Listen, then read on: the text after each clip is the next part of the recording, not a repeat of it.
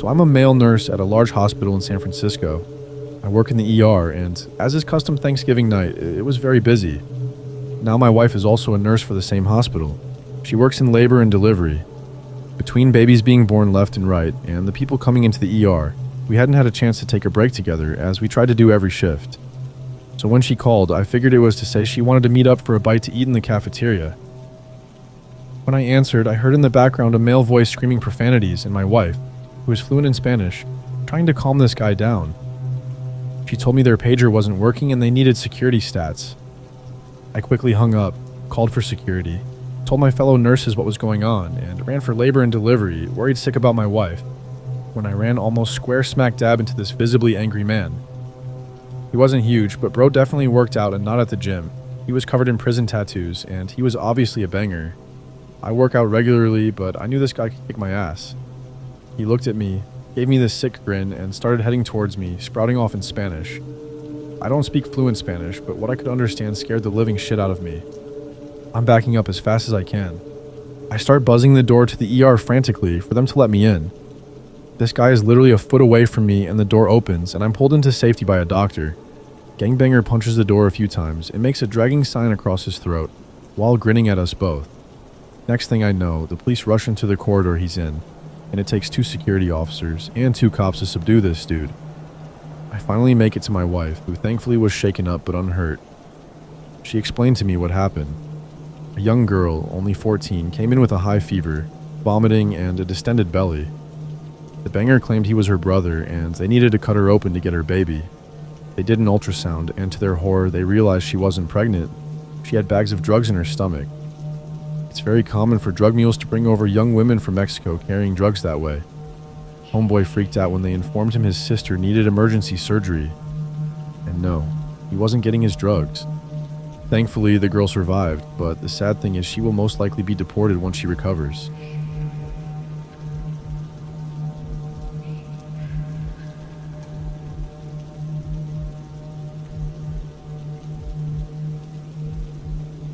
Last Thanksgiving, I was driving home from college with my friends, both 21-year-old females at the time. I live in a very isolated part of Arkansas that requires driving through an hour of hairpin turns in the mountains.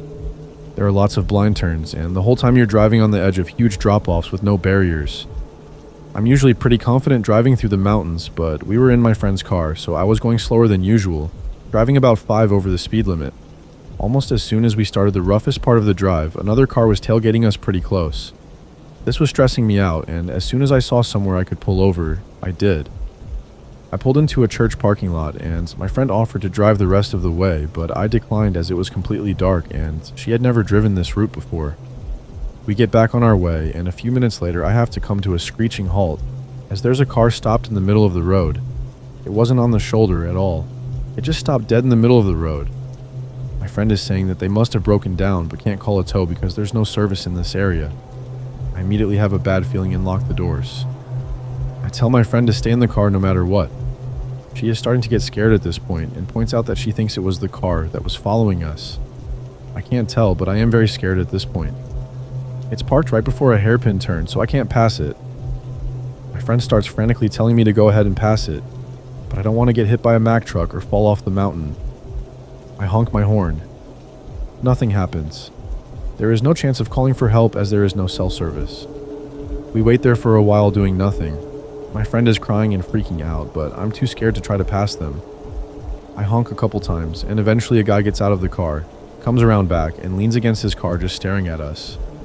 My friend is freaking out even more, and I'm just frozen. I tell her not to make eye contact. I'm ready to floor it if he does something, but he just stands there staring. He's not checking his car or anything. I try to stay calm and pray that another car will come along soon. This goes on for what seems like forever, but was probably 15 plus minutes. He's just casually leaning against his car looking at us. Eventually we see car lights in our rear view, and then the guy jogs to his door and gets back in his car. He speeds off, going dangerously fast, so there was nothing wrong with his car. I start driving, not wanting to cause a wreck. We don't see anything else for a while, but we pass the same car parked along the highway a while later, and it pulls back on and starts tailing us again. I try to speed up and get rid of him, but he keeps following. We have cell service at this point, but I don't know if we should call the cops because nothing really happened. I call home and tell my brothers what was going on and tell them to wait on the porch for us. The car follows me all the way home, down the really long drive to my house. I get to my house, and my two brothers are waiting on the porch holding their deer rifles. I pull in, and the car just goes to the end of the drive, loops around, and speeds off back the way it came. We tried to see its plates, but we couldn't make them out. Me and my friend were really freaked out, but when I told other friends the whole story, they didn't think it was a big deal.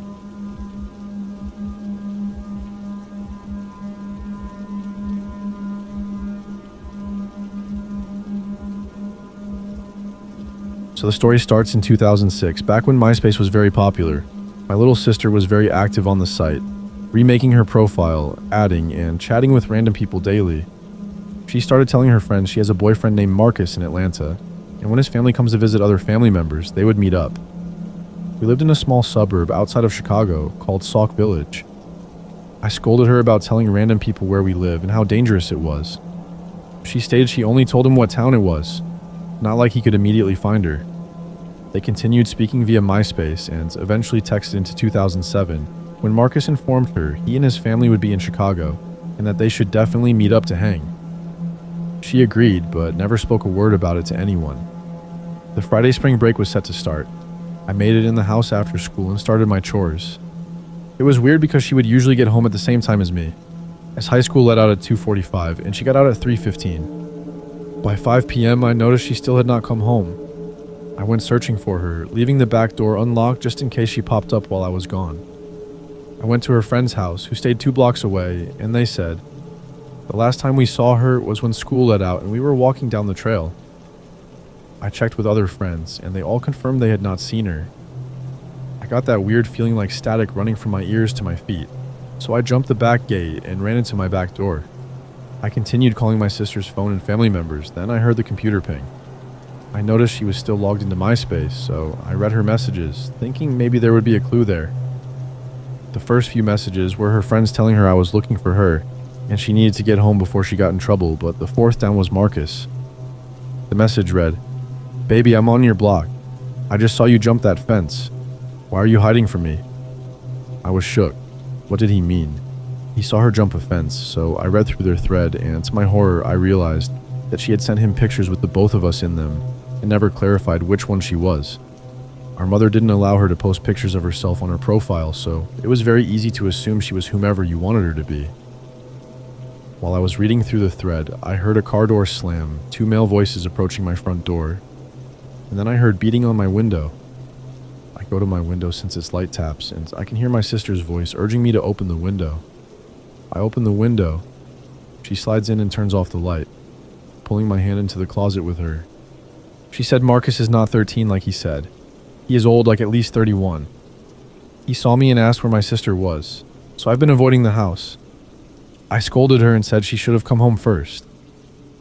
The banging on the door grew more intense, then I heard footsteps on the back patio. I panicked because I couldn't remember if I locked the door or not. Just then my question was answered.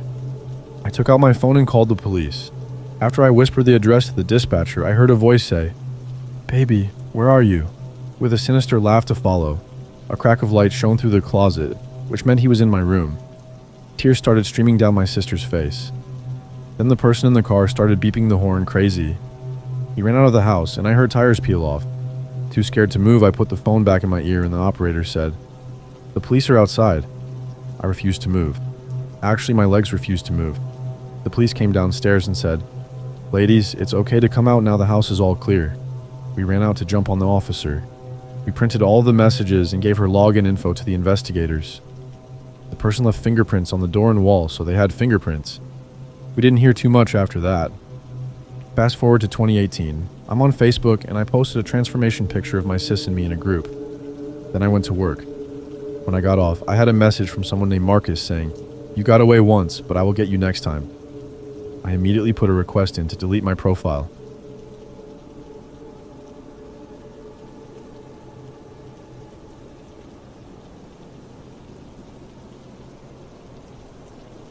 A few years ago, I was doing a high school project where I had to interview a figure I looked up to in my life about a trying time in their life. Naturally, I chose a grandma-like figure in my life, Marie. who took care of me a lot when I was growing up. She was a robust, 95-year-old double amputee. With red hair she would dye every Friday, though she would never dare admit it. She lived in the same small town as me, alone in a small house on the edge of town after her late husband, Quinn, passed years ago. Marie had no kids or living relatives, except a niece that tried to poison her. So when her friend, my mom, had kids, she adopted me as one of her own. So when I asked if I could interview her, she was delighted, and we were scheduled to meet next week for a few hours. When that day came, I arrived to see that she had brought out pictures of her and her husband in Honduras years ago, fixating on one of them standing together in a river clearing. This is where her and our story will begin. Marie and Quinn used to live in the northern United States, where they were married and stayed happily for many years. Until one day, Quinn told her that they would be moving to Honduras for his job, and so they did. They moved into a large house on the outskirts of a small village with a river out back, deep in the forest of Honduras. For the majority of their time there, she stayed in the house, traveling out only with Quinn after she learned her lesson the first time. She then went into a story about how one day, out of curiosity, she went out alone to a public meeting that went on once every week that she always heard people talking about. When she got to the center of the village, she discovered to her horror that these meetings were not public gatherings for discussions, but rather public executions. She painted an image of everyone in the village gathered around a large platform where a few unlucky souls were lined up and taken one by a large man. She described him as a hulking mass of muscles with scars covering his body, with a massive one across his face. The stern figure would take each person one at a time, force them to their knees, and then take a large rusty hatchet and fulfill his name of the Hatchet Man. After seeing this, Marie would retreat home and stay indoors for months, only leaving on special occasions, such as when she would be escorted out to a nearby large house to tell her husband something important. Upon arrival, she was taken to some stairs and down a large hallway. When she entered the door at the end, she found her husband with several other men in suits that she described as Honduran officials, playing poker with a bathtub full of money in the room. Quinn scolded her for coming to find him, and she returned home. The next morning, she was sitting outside on her porch when a jaguar came down and started to drink from the river. She sat and watched it for what she said felt like hours. Before leaving, it looked at her and ran off. She then got the feeling that it was time to leave. Coincidentally, the next week she was woken up in her room by a family friend in the middle of the night, expressing to her that something went wrong and that she needed to get out now. The woman handed her a note from Quinn that said that a coup had broken out and that she is not safe here anymore and must leave before sunrise. The letter continued by detailing directions to a field where a plane will be waiting to take her to a town in the southern United States with only an address. She tried finding Quinn but couldn't, and with only an hour before dawn, she headed to the field. When she arrived, she saw a large, empty, knee-high grass pasture with a small two-person plane sitting in the middle. She approached the plane with only the guidance of a dim candle, and just when she was about to board, she felt two firm taps on her shoulder. Marie turned around to see a large figure looming behind her, the Hatchet Man. She described being immobilized with fear as a trickle ran down her leg, but before she could yell for help, the Hatchet Man said in a low voice, No, Miss Marie, don't scream. I am here to make sure you get on this plane safe." She got on the plane and left Honduras, never to return. She went to a small house on the edge of a small town and would not hear from her husband for several months, until one day when he randomly arrived at the door with flowers. Marie would later develop cervical cancer and have her reproductive organs removed, keeping her and Quinn from ever having kids. Though this, and even an eventual double amputation, didn't stop her from having a family, befriending a woman, and taking in that woman's kids as her own. She would die roughly 20 years later, leaving everything to her kids.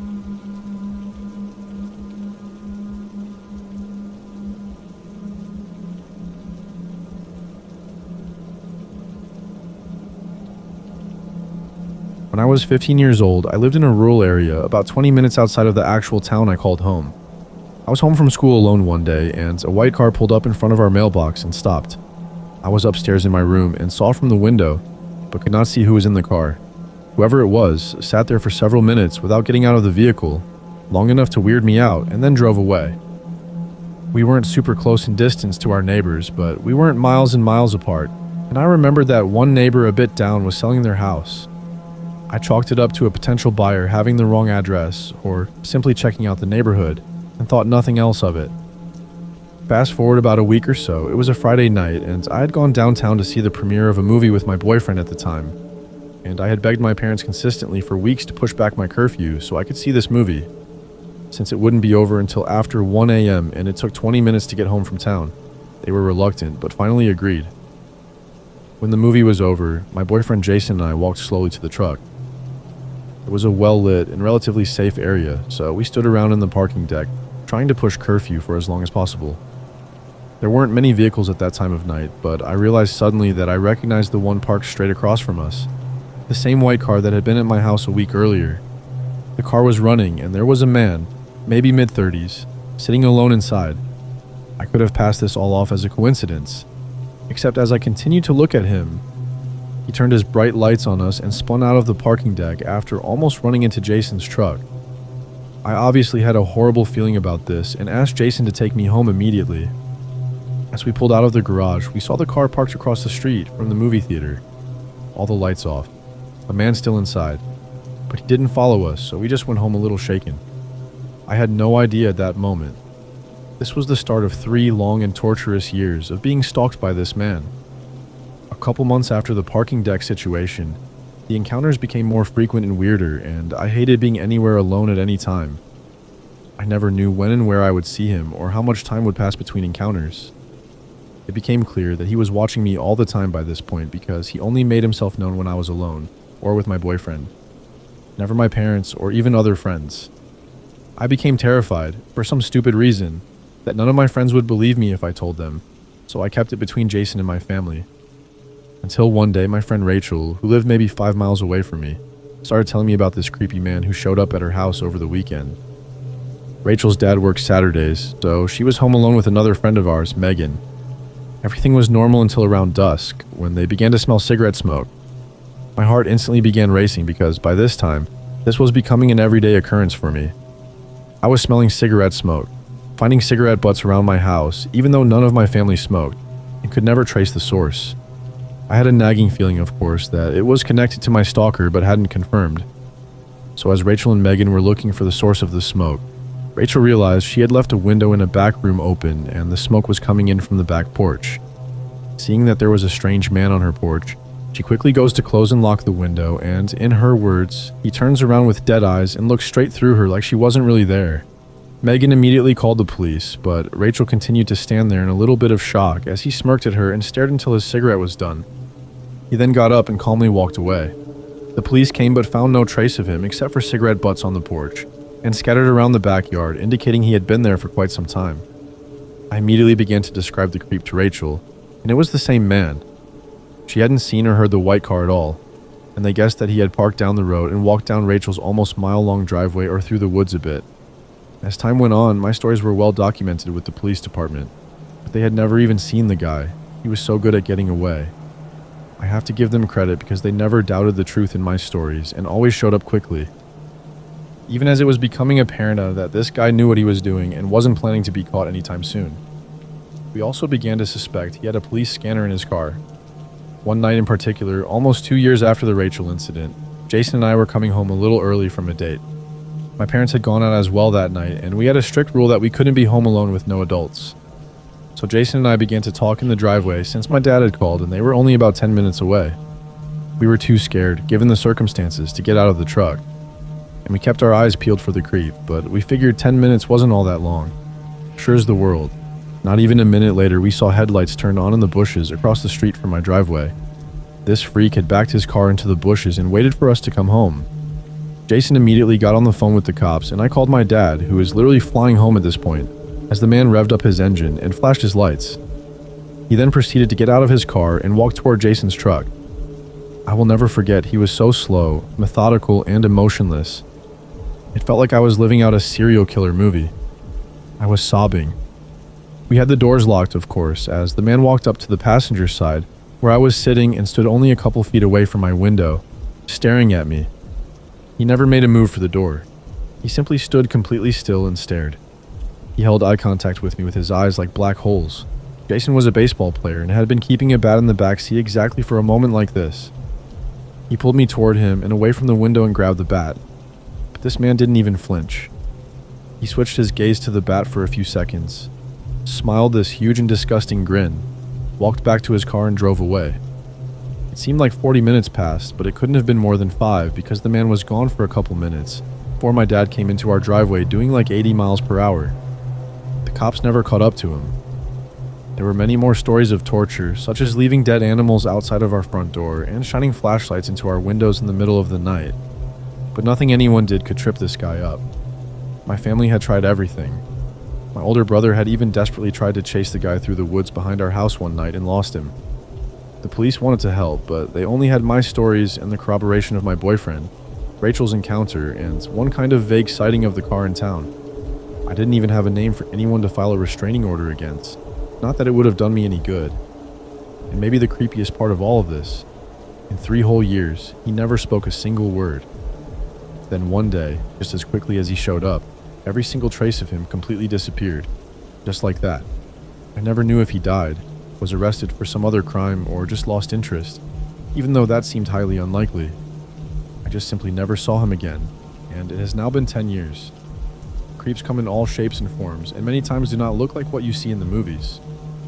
They can seem completely normal on the outside. However, this man's behavior was exactly like something from a horror film. Something in his eyes was so evil it would turn your stomach. Over the course of 3 years, he made my life extremely stressful and terrifying, and even now that I live in a different state, I sometimes halfway expect him to show up again,